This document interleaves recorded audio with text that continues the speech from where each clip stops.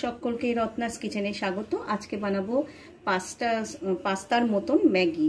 তো পাস্তার মতন ম্যাগি বানাতে গেলে আমি ইনগ্রেডিয়েন্টস কী কী নিয়েছি আসুন চট করে বলে নিই।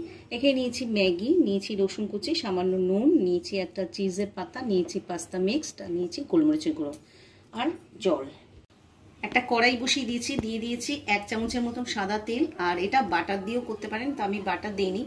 আর দিয়ে দিচ্ছি রসুনটা ফ্রাই হয়ে গেছে, এবার দিয়ে দিচ্ছি ম্যাগি, আর দিয়ে দেবো আঁচটাকে কমিয়ে জল দিয়ে দিয়েছি, আঁচটা জোর করে দিয়েছি আর একটু, আর সামান্য একটুখানি নুন দিয়ে দেবো, সামান্য, জাস্ট সামান্য। জলটা ফুটে উঠেছে, ম্যাগিটাও সুন্দর মানে একদম রেডি প্রায়। আমি কিন্তু এবার দিয়ে দিচ্ছি গোলমরিচের গুঁড়ো। আমার যেহেতু এটা নাতি খাবে, তাই জন্য আমি একটু গোলমরিচের গুঁড়োটা একটু কম দিলাম, ও এত ঝাল খেতে পারে না, একদম ছোট। তো আর দিয়ে দিচ্ছি পাস্তা মিক্সড। এটা দিলে একদম পুরো পাস্তার মতনই খেতে হয় ম্যাগিটা। এবার একটু নাড়াচাড়া করে দিচ্ছি, ওপর নিচ করে দিচ্ছি।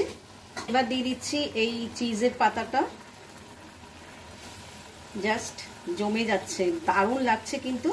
এটা একদম রেডি হয়ে গেছে। এবার গ্যাসটাকে বন্ধ করে পরিবেশন করে দেখাচ্ছি।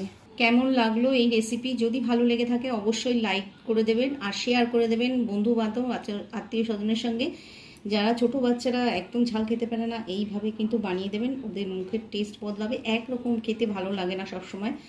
আর যারা সাবস্ক্রাইব করছেন না, প্লিজ প্লিজ সাবস্ক্রাইব করে আমার পাশে থাকবেন। বাই।